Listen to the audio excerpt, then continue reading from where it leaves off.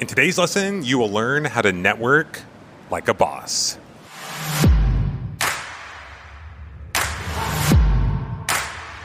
What's up, guys? So we just landed in the Honolulu airport. Big Island has been amazing. We're now in Honolulu, and we got here and the rental car line was so long.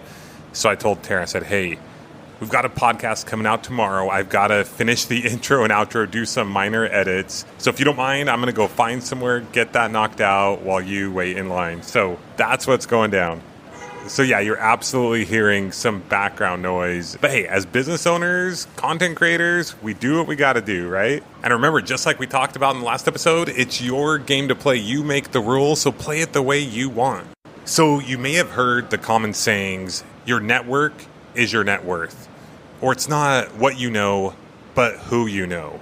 Well, recently I was talking to Brien Gearin, and he was telling me about this guy that is a networking madman, a networking phenom. He was telling me how he's never met a guy who networks quite like this guy. And as he was telling me these things, I was like, dude, you got to interview him. You got to talk to him. We got to have him on the podcast. So that's what we have for you today. Shaughnessey is a fractional VP of sales who has grown his entire business based off of networking. I mean, this guy keeps score when it comes to networking. He makes it a game, and his goal is to beat you at this game. I've never heard anything like it. I got a ton of value from this episode, and I know you will too. So sit back, relax, or crank up that treadmill and listen in because you are in for a treat. Ladies and gentlemen, without any further ado, I give you Shaughnessey. Take it away. I started my company, New Sales Expert. I'd been in sales for 35 years. 10 years ago, my oldest son was leaving college and starting his career. And I challenged him to pay attention to what he wanted to be when he grew up. And I kind of said that just because you took this job out of college doesn't mean that has to be the job that you do in the future. You can evolve your career. It can go in different ways. And he looked at me and he goes, but Dad, you've been doing the same thing since the day you graduated. So when are you going to evolve to the next level of your skills? Which was a really tough question for a young man to ask his dad. And I appreciated that. So I did make the decision at that time after some self-reflection that it was time for me to focus on the things that I really enjoyed and not just kind of keeping the bills paid.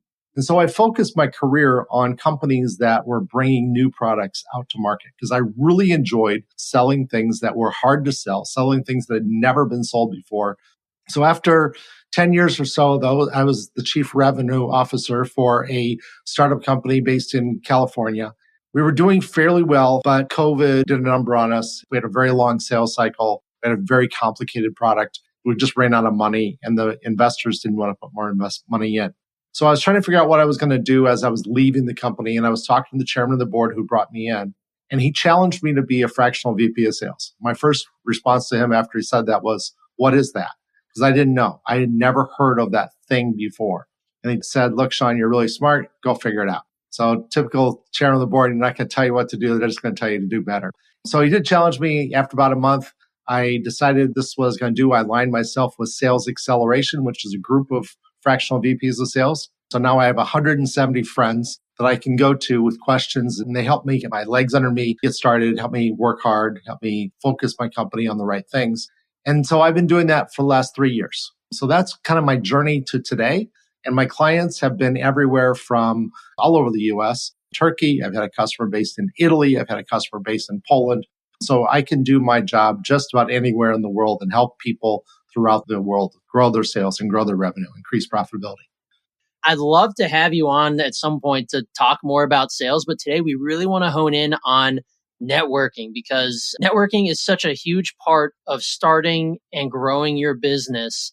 And I want to know, how did networking affect you in terms of getting your New Sales Expert business off the ground? And then I really want to dig into how we go about networking the right way. Every one of my clients that I've had in the last 3 years, and I started my company just a little over 3 years ago, so 3 years and about a month, every single one of my clients has been introduced to me from somebody else.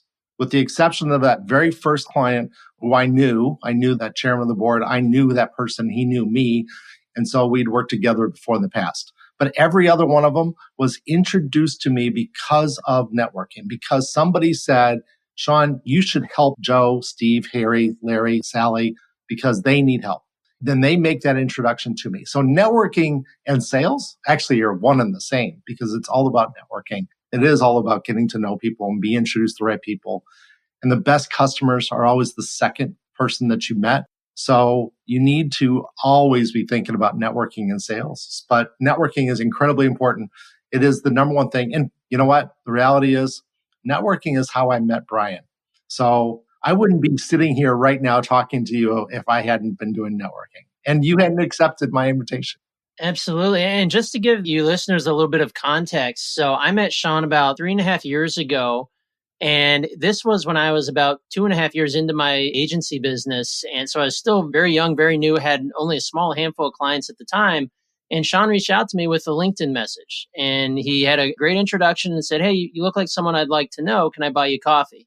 And I was like, "Absolutely." And at that point, I had been in the Chamber of Commerce and I was networking. If you could see me, I'm throwing up air quotes because I was meeting people in the chamber and I got a few clients from there and that was fantastic. But I really didn't understand really networking, putting yourself out there, meeting new people, trying and going to different groups and actually staying in contact with the people that you meet until I met Sean. So you definitely taught me all about that. I'm forever grateful because that's when I really started turning up my business, when I started meeting more people and growing this network, because it kind of goes back to the compound effect, wouldn't you say, where you meet one person, now you're connected to their network. Let's say they know 20 people and two of them are someone you should really know. Now you're connected to two more people and the 20 more people that those two people know. And over time, like now here in Cincinnati, I think just about everybody knows Sean O'Shaughnessy. That's what you've created here. So I want to hear from you. What are some golden nuggets that you can share with us about how to get out there and network? Because I remember 4 years ago, before I really started networking, I was like, how do I network though? Do I just go to a chamber meeting? What do I do? If someone's sitting here today saying, what do I do? How do I go network? What would you say, Sean? So the number one thing I'd say is you have to have a goal and you have to put a rule on yourself. You have to put a quota on yourself. And I'm in sales, so I believe in quotas, right? So my quota for network introductions, and that is people that I introduce to somebody else, is 10 per week. So quite literally, I introduce every week without fail, and many times, many more than 10, I introduce 10 people together. That's me introducing Brien to Sarah, because I think Brien can help Sarah's business. I think Sarah might be able to help Brien's business. I introduce the two of them, and I have to do that 10 times every single week.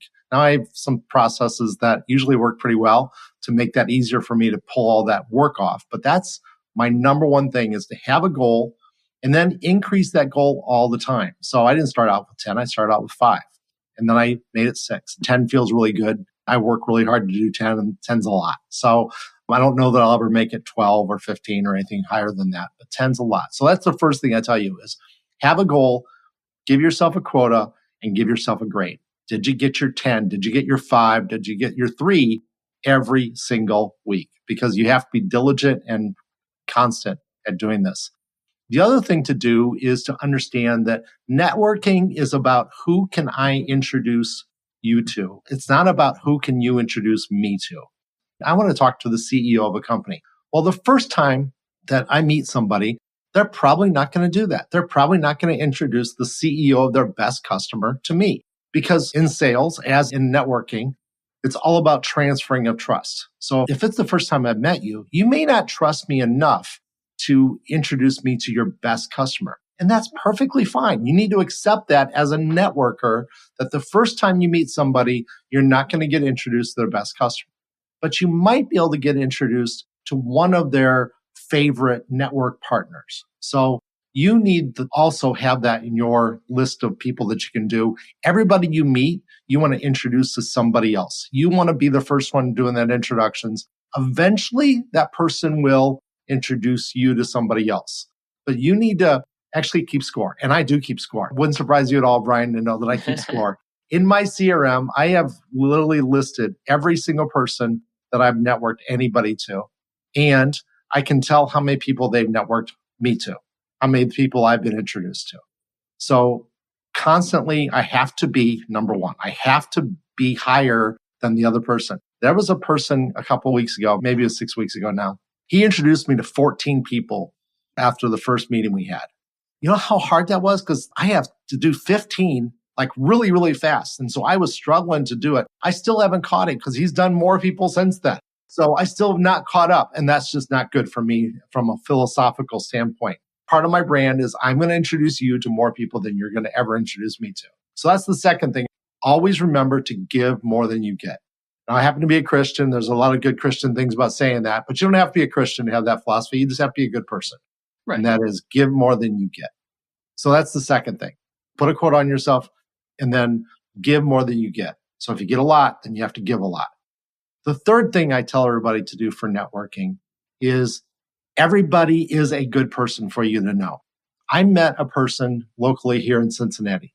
That person introduced me to another person who introduced me to a networking group. I joined that group. In that group, I met two more people, and one of them introduced me to a third person who happened to be in Columbus. That person in Columbus, after a while, we bonded a little bit after getting to know each other. She was going to be the host of a in-person event. She was going to be a panel host. So he goes, Sean, I'd love to have you on my panel. So I'm sitting on the panel, answering questions from the group, from the people that were gathered there. And this was right after COVID. So everybody was all excited that we actually could see each other face to face and shake hands.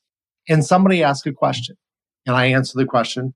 He came up to me afterwards. We hit off another conversation and he actually hired me to do a little study for him. So that was a customer that I received up in Columbus, but it took me 6 people in that chain. I described that chain briefly here. 6 people in that chain in order for me to meet that customer. It wasn't the first one that gave me the customer. It wasn't the second or the third or the fourth. It was the 6th person that I got introduced to in that chain. And remember, I keep track of all of this. I can map it all out in my CRM system because it's important to me. But I can tell you that the reason I got introduced was because that very first introduction where we had coffee at the Starbucks down the street, they didn't introduce me to that client. Somebody else did. But it was because of them that I actually got that client. So that's the other thing to remember to everybody is everybody you meet is important. Everybody, just like you said earlier, it compounds, it becomes more and more people. So that first person that made that introduction, I probably know 30 or 40 people because of that very first person. Now that first person never found a customer for me. But I think if I probably did the math and did the analysis, he probably helped me with 2 or 3 other customers as well, just because somewhere in that network that he started, I actually got more than one customer. But I definitely know I got one because I did the analysis before. That's fantastic. So one thing that I pull from networking is you just never know who you're going to meet. Now, I've been to tons of different networking meetings. I've been a part of a few groups. I've been to yours, Beers and Biz. Best damn networking event in the land. It is. So let's spend a minute and explain what Beers and Biz is and the idea behind it. What got you started in creating your own network? Let me tell you what it is, what its format is now, and then we'll talk about a little bit about the evolution. So the format today is we start off at 3:30 in the afternoon. We meet for about an hour to hour, 10 minutes in small groups. So the bad thing about a big networking group is you get overwhelmed with the number of people. So we wanted to have a small group focus to it. So we actually break it out into 3 small groups on a variety of subjects. And we have a featured speaker that leads the conversation on each one of those. And the goal of those is A, to learn a little, but B, to also get to know the person sitting right beside you, interact with that person a little bit. It kind of breaks the ice and makes it easier if you've never been to a networking group. So that works really well. And then from about 4:45 to 5 o'clock, we have a charity speak, a nonprofit speak. And I actually got this idea, to be perfectly honest, Brien, from a networking group that you drugged me to, the Little Miami Chamber of Commerce. They had a charity speak at the one that you and I went to together. Yeah. And I thought it was a great idea. And I stole that idea and I stuck it in Beers and Biz. Perfect. So you are responsible for part of the growth of Beers and Biz. So excellent. Give me a brick on the sidewalk there. There you go. But our philosophy is that if you go to a networking group, you're probably above average in income in the world. You might even be above average in income in the United States. It's time for you to think about giving back. It's time for you to think about helping your fellow man. And then after that, from 5 until we kick everybody out at about 7 o'clock, it's just general networking. We have a cash bar, and it's called Beers and Biz for a reason. There's a cash bar, plenty of beer and a variety of other alcohols there as well as non-alcohol things if you don't want to partake. And we kind of get together, we just talk, and we kind of mix groups up, and we have people talk occasionally in those groups as well. But that's been a great, great environment for us. So it started, though, 3 years ago when I actually met Steve King, actually started Beers and Biz. And he had a small group, and it was about a dozen people that would sit around a table and just talk and get to know each other. And then it got a little bigger, and we said, let's do some small breakout groups and just talk amongst on a certain subject and then come back together. So I went to Steve and I said, Steve, COVID is over. I am tired of talking to people on the computer, tired of talking to people remotely. I really wanted to have a networking event where I shake hands with people. And he agreed. And so I said, Steve, I'd like to make it bigger. And he's like, let's make this thing big. And so that 20 to 30 people that he was bringing in, we're on our third location because we keep outgrowing spaces, but we regularly hit 100 people that come to our event. I'm thinking that by the end of the winter, because winter is usually better for us than the summer, we'll probably be in the 120 average range at a networking event. So because I decided let's get it bigger, Brien, you probably get an email probably 2 or 3 times a month reminding you to come to the best damn networking group in the land. So I stole the trademark slogan from Ohio State University Band. They're the best damn band in the land or something like that. Yeah, so we are the best damn networking event in the land, or at least Southwest Ohio. Perfect. Well, thank you for explaining that because that leads directly into my next questions. If I am a brand new business owner, or maybe I've been in business a year, maybe 2 years, but I'm at a certain point, but I want to expand or I just want to get off the ground, but I'm scared to go to a networking group. I live this. I went about 8 months when I first started my business trying to grow it online through LinkedIn and through reaching out to people. And after getting bupkis, I was just like, I have to get out there. I'm an extroverted introvert where once I force myself, I take myself by the collar and I make myself go to something or talk to someone or do something, then I have a great time and I can chat all night or all day. Everybody on this podcast knows I'm a chatty Cathy. But it took that out of me to just say, all right, if you're going to do this for real, you have to go and meet people. What's your advice on someone who's a little timid on getting out there and just meeting people? Thank you for that question because it's really important to think about that.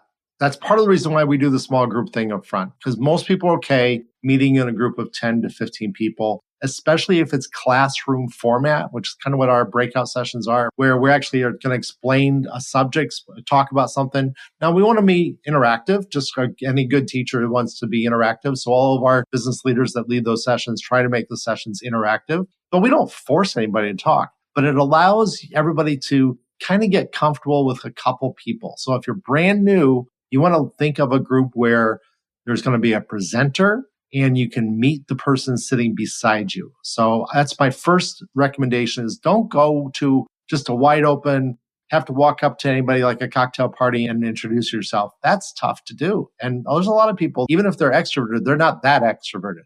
So go to a place where there's going to be some type of education. There's going to be some kind of presenter, and that will help you break that mold and help you get through that.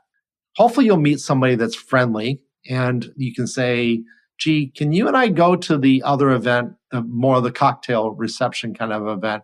Can we go to that together? Can I meet you there? I hear this is going to be really good. Are you going? Because it'll help to go with a friend. There's just no question about it. It helps to go with friends. Now, eventually you have friends. So that's an important thing as well. I wanted to touch on etiquette when you are going into a networking event you've never been. For me, my personal story is I went to my first chamber event. It was like a morning mixer type of thing where there's 80 people standing in a circle, you say what you do, and then you mingle. I went right up to one of the ladies who said she was a real estate agent. And at the time, I was trying to specialize in Facebook ads for real estate agents. And I immediately went up to her and I started selling myself. And it was the worst thing I could have possibly done because as I grew and I learned about networking, I was like, that's the worst thing anyone can come do to me is immediately just walk up to me, not care about anything but themselves and try to sell. I don't want to steal your thunder there, but that was my story of learning the hard way that don't just go in there trying to sell. I tell people, because I actually did a class on networking at Beards and Biz about how to do a good job of doing it. And one of the things I said is it's a contest between you and the other person to not talk about yourself the longest. And you got to win the contest. You got to make it a contest, right? You got to force the other person to lose by talking about themselves first.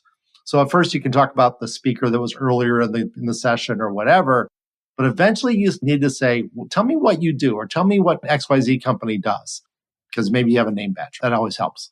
Or I'm not familiar with them, or I think I know somebody that does this. Can you tell me more about it? Whatever your opening line is, but you really got to force the other person to talk first. And that is good networking etiquette. So just remember, the first person to talk about themselves loses on that contest. So if you lose, you got to break off that conversation as quickly as possible and go to see somebody else. You have to win that one because you can win multiple times in a night. Sometimes you screw up and you talk first, but don't talk first. Make the other person talk first. And that doesn't mean don't talk. Don't talk about yourself. Talk about them. Ask a question about them. It's always good when you go to a networking event if they have the name of the company, because you just say, tell me what XYZ company does. I'm just not familiar with them. It's an opening. It's easy because now they're not talking about themselves. They're talking about their company. A lot easier to do for just about everybody else. So yeah, you got to make it a contest. You just have to. That's what I do. How long is it going to be before I tell you anything about myself? So tell us about how, if you're scared to just go to a networking event, be your very first time, how do you convince yourself to get off the couch and go do that? You have to get off the couch and go do it. I mean, that's just no other way to do it. Networking is so powerful that it's got to be important for anybody that is starting a business or has a young business or a small business. You just have to network. You cannot make enough phone calls. You can't do enough Facebook ads. Sorry, I know that's your business brain.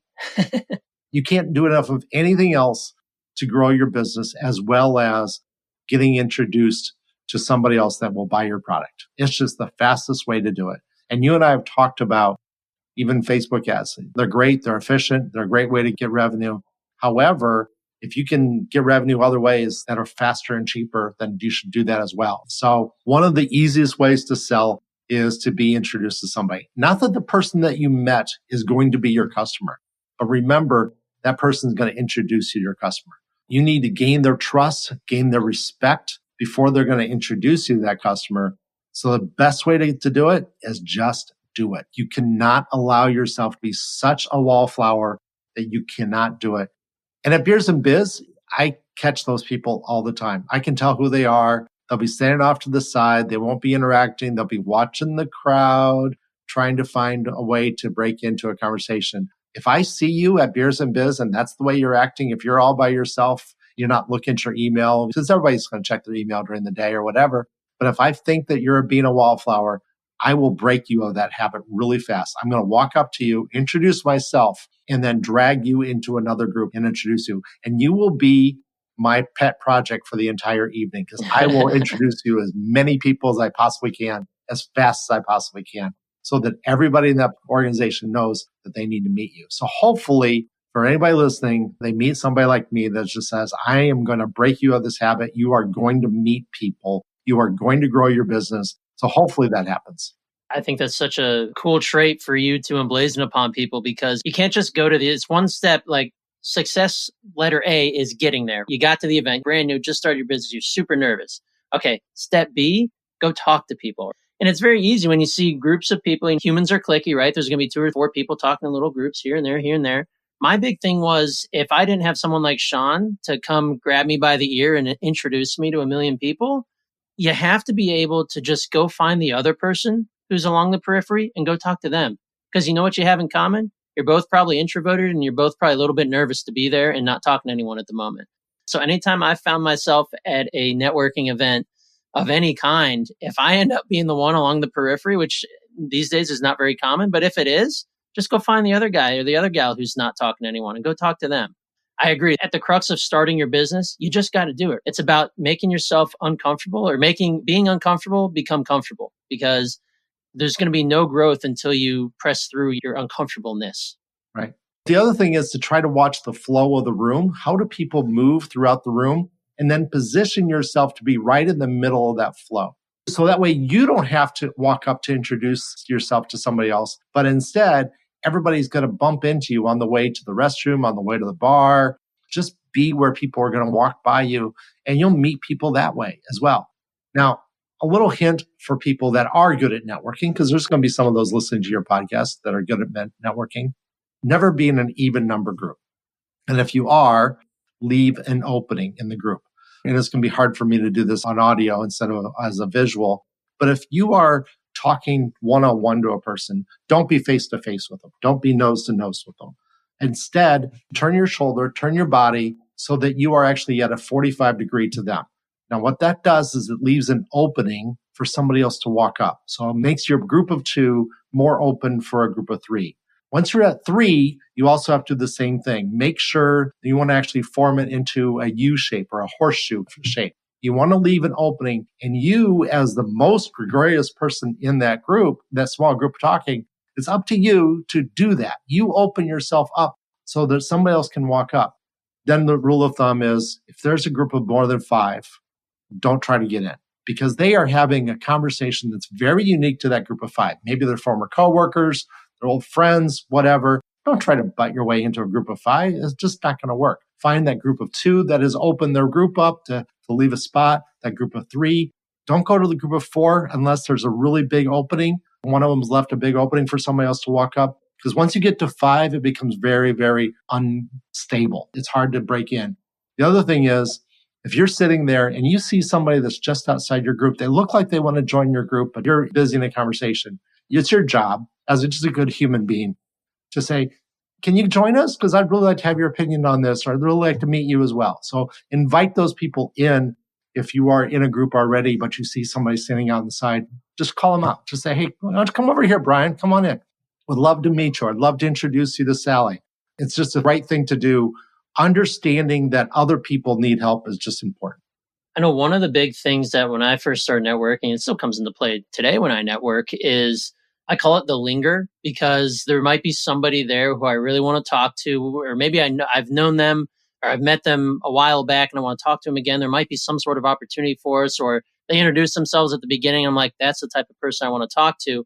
What's the best etiquette for, and usually these people are probably being talked to by a lot of people. How's the best way to linger? Because I've had it where people that want to come talk to me, they're kind of like right on my shoulder. I'm in a one-on-one where we're still kind of open, but we're having a closer dialogue and I'm not done talking to this person yet. What's the best way to be the lingerer? Good question. Well, obviously you can linger. There's nothing wrong with that. It is a sign that, hey, I want to talk to one of you that are in this group. You may not know which one, but it's not a terrible thing to linger. I mean, if you have that capability, that confidence to linger, then go ahead and linger. That's perfectly fine. However, another way to do it is to linger farther back. So don't just hover right off their shoulder as you kind of just described there, Brien, but instead hover 10 feet back and wait for that natural conversation to break and for the person to turn and whatever and go talk to them then. Especially, and this is part of the reason why we have a bar at Beers and Biz, you can walk up to somebody and just butt in line, and you're not butting in line because you're not going to cut or anything like that. But walking up to somebody while they're in line, waiting at the bar, is a great way to introduce themselves to you, or for you to introduce themselves to that person. The other thing to do is typically there is a host to most events. There's somebody that's in charge. There's somebody that did the announcements at the beginning. And that, a lot of times at Beers and Biz, it's me. So go find me and I will do it for you. So you don't have to break in. I'll break in for you. Just say, you know, Sean, I'd really like to meet that guy. The guy in red, I don't know his name. I heard him speak, and I will make sure that you meet that guy in red. I do it all the time, every single time. In fact, it's one of the most common things I say to somebody that's new to the group, and I go, what titles, what occupations do you want to meet? They'll name off a couple, and I'll try real hard to figure out who do I know in this group today, because it's always different people. Who's there that I can make this happen for them? You know, I had somebody the other day, last Beers and Biz, I said, I want to meet an architect. And I go, I know I saw a name badge when somebody said architect. I didn't know the guy, but I know I saw it. And I go, did you talk to somebody who had an architect on their name badge? And they go, no. And I go, we're going to find this guy. And we literally walked around the whole room trying to find this guy. Nice. Was it Art Vandelay for all you Seinfeld fans out there? But anyway, that's another way to get past the lingering, is literally just find somebody to help you break in. I want to start to land the plane here and make sure we're respectful of your time. What is the best way to go about following up with people that you've met? How do you continue networking? Because it's one thing where I think it's most common where you'll meet somebody and you'll either follow up with them or they'll follow up with you, or both of you won't. And maybe there's really nothing you guys can do, but what's your method of follow up with everybody? How do you do it? And what's the best way to go about it? So I try to do it with everybody.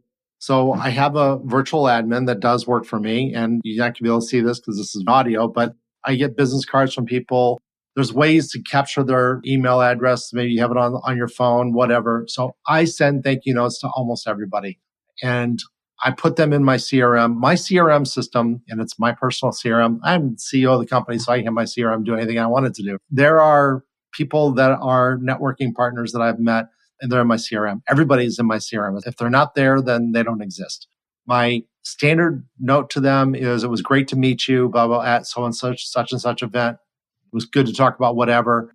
And after that, it's all canned because I have to make it fast and efficient. And I think that everybody as a small business probably needs fast and efficient. So I have a standard paragraph that I send to everybody, and that is, would love to meet with you more. Let's do a one-on-one together. Here is my scheduling link that will allow you to schedule time on my calendar. And there's a lot of different options on that scheduling link. And I do that for a very strong reason. I don't make appointments at the networking event because I don't know for sure that just because you were very polite to me and you talked to me, that you actually want to actually ever meet me again. You just don't like people that have gray hair. I don't know, right? So I give it to you as your call. I reach out, I say thank you. Here's my scheduling link. Would love to see you again. Would love to learn more about your business. But then it's up to you.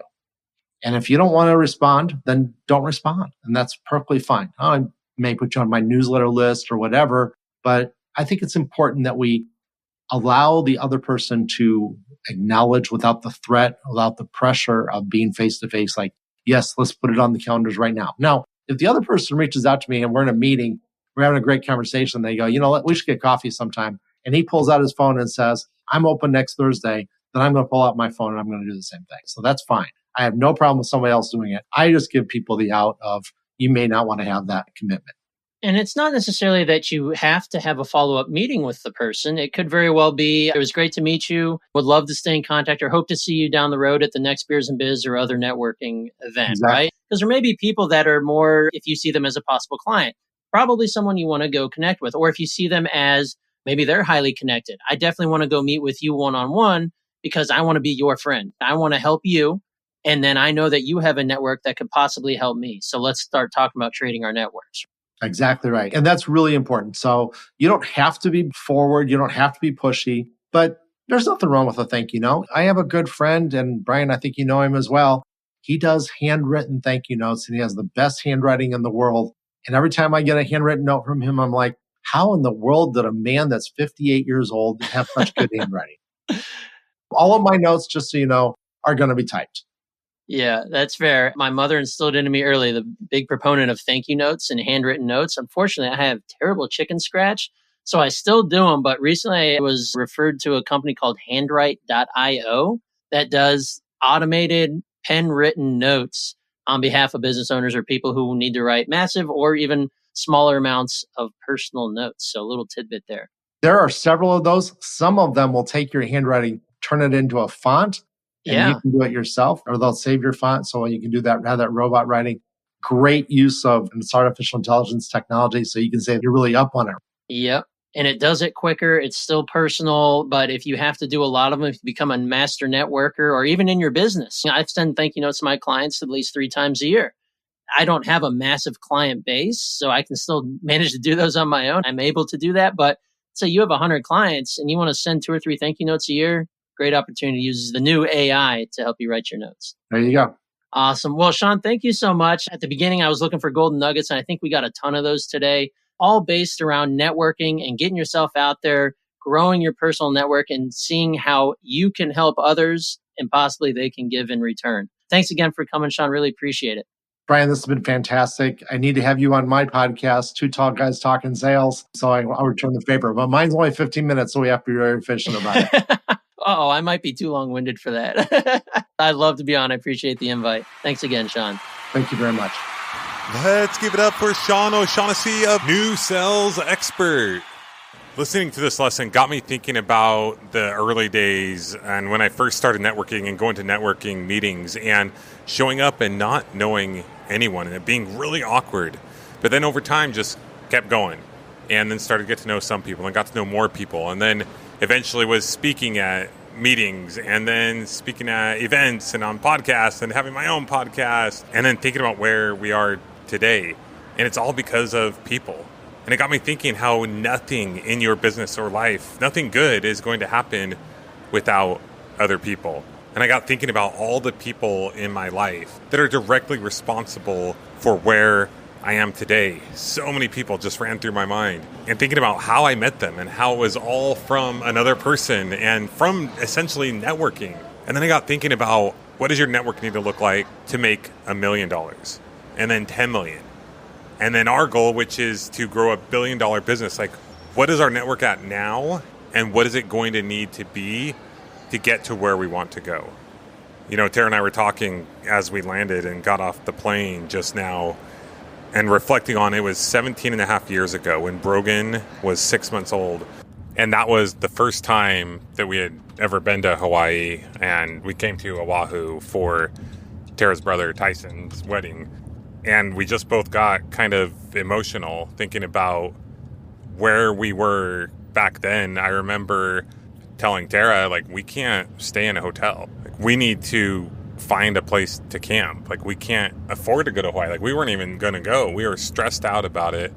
But some people pitched in and helped us out and, you know, allowed us to come. And now looking back as we're on this 9-month trip and Brogan's almost 18, we've got Britlin and Kaysen, and just looking at our overall situation and thinking of the hard times, you know, but the amazing but hard times, and reflecting over the past 17 and a half years as we've just kind of stuck at it and had a dream, had goals, had a vision, and stuck with it.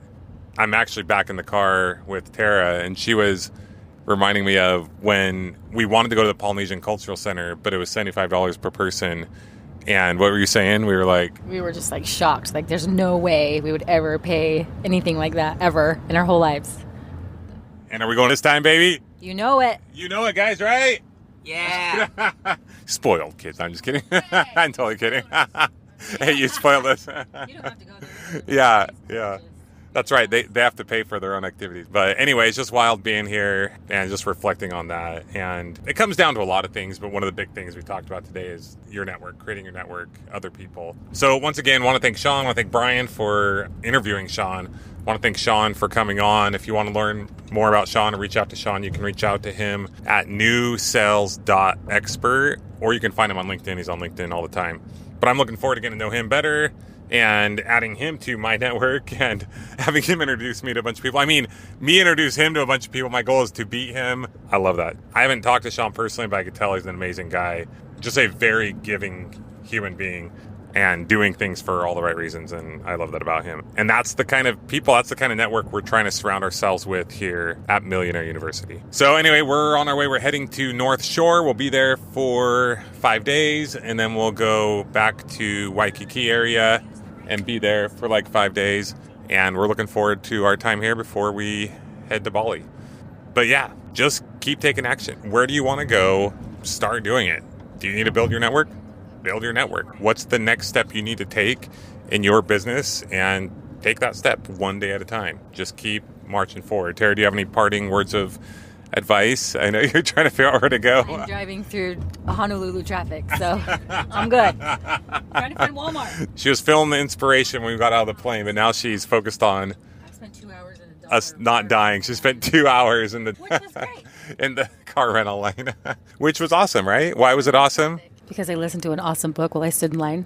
Oh, so it great. really was awesome. It really was great. It was quite peaceful, actually. And it was your reality, right? So it is what it is. Peace was my reality. Peace was her reality. Okay. She was there all by herself without anyone else. And I was making this podcast. So we took time and made it and put it to good use. So, all right, guys, make things happen. Can't wait to see what you do with your business. Be sure to follow us. Be sure to share this episode with a friend. Share the podcast with a friend. Leave us a rating and review. All the good things. We really appreciate it. Go to millionaireuniversity.com/training to get your free video course if you have yet to do so. And we will talk to you next time on the Millionaire University Podcast. Class dismissed.